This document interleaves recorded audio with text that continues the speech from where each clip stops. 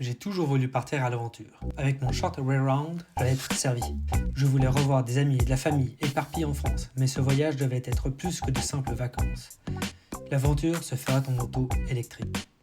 En évitant au maximum les autoroutes, l'itinéraire était posé pour ce Tour de France. Une moto, 3 semaines, 4000 km.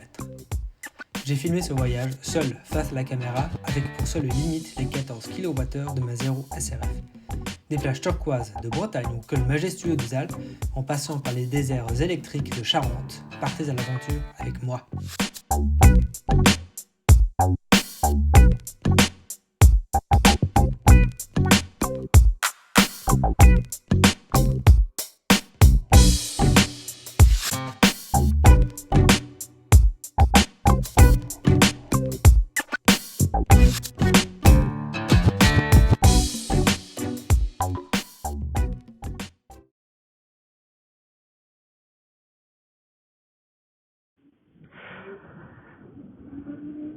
Ça y est, c'est le départ pour le Mont-Saint-Michel. Mais avant de partir, je voulais encore visiter ce petit village, J en Sologne, parce que il y a des attaches aussi ici. En fait, je savais même pas. C'est là où ma grand-mère a vécu durant sa jeunesse, avant de partir vadrouiller en France, mais aussi en Afrique. Voilà. Donc tout part depuis la Sologne et le Berry, à côté de Celles-sur-Cher.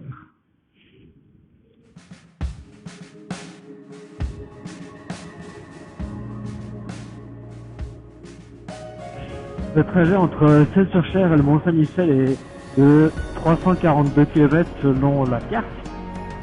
C'est assez long, en prenant le temps de recharge, j'en ai pour à peu près 6 heures, 6h30.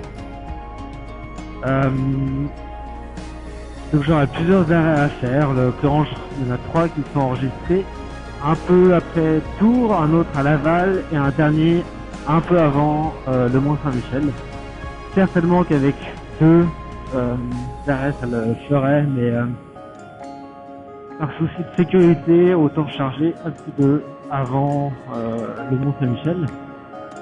Et pour cela, donc, j'ai fait confiance à l'itinéraire proposé par ChargeMap. Donc on verra si ça fonctionne bien.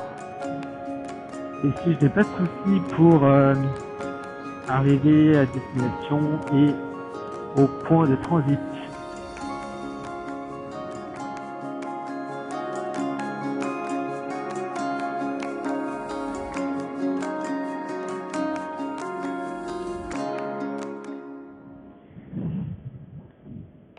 Alors il était temps qu'on arrive parce que il me reste 21 km d'autonomie et à peu près 13%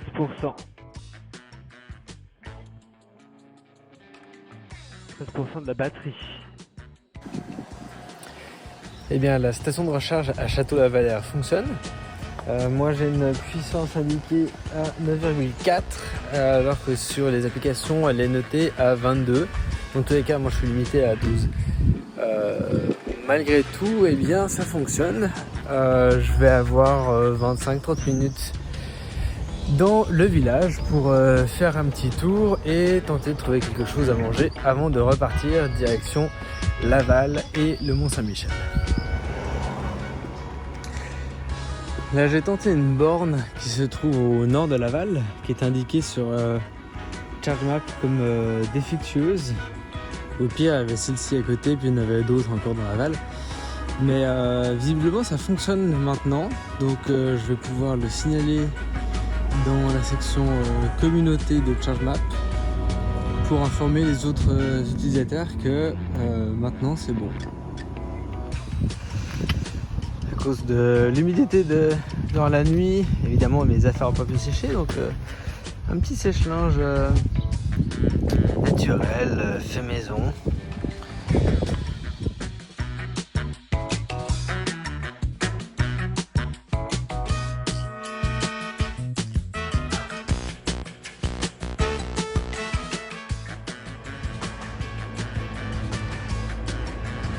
De manière générale, dans les villages en France, si vous cherchez une borne de recharge, allez sur la place de l'église ou de la mairie, voir du monument aux morts.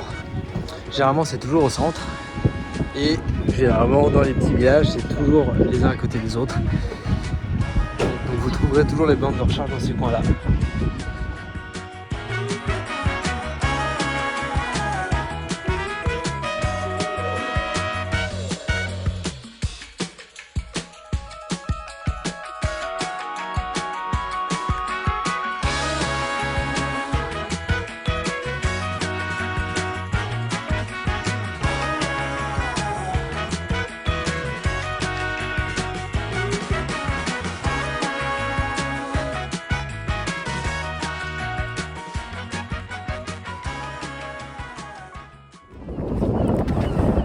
Hier, il y a quand même quelque chose d'assez magique de se retrouver là.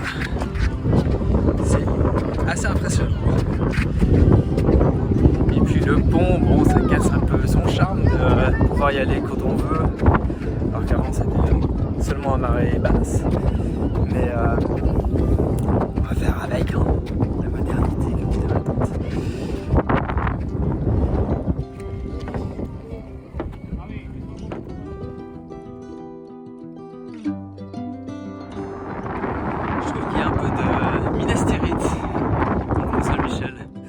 Nazgûl.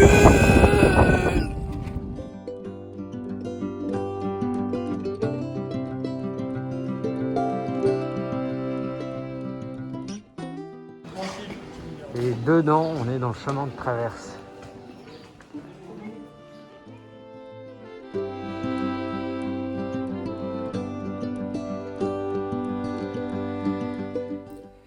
La journée a été assez incroyable. Cette remontée depuis le Berry pour arriver jusqu'à la mer.